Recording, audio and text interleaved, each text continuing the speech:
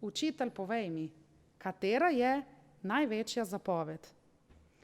Pravzaprav je to vprašanje odraz človeka, ki je v poplavi nelogičnih, neživljenjskih in proč od človeka usmerjenih pravil izgubil sebe.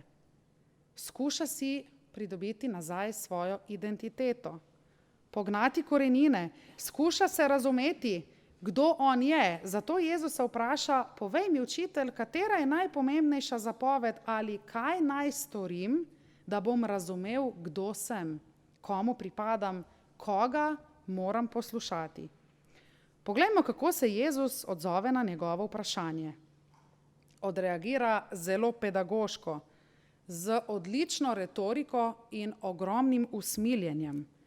Še preden mu odgovori na njegovo vprašanje, prične citirati tako imenovano šema molitev ali poslušaj Izrael, Gospod naš Bog je edini Gospod.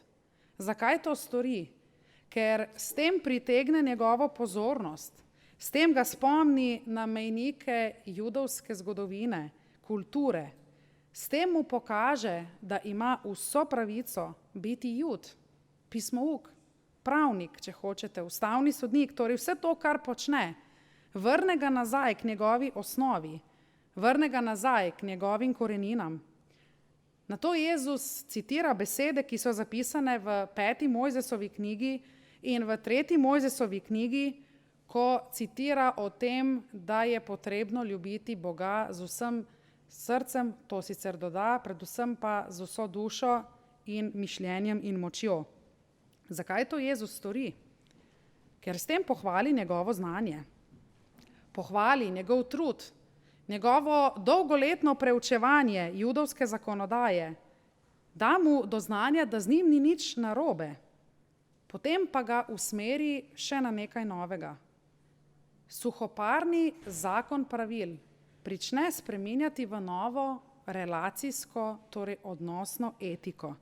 V ospredje postavi človeka.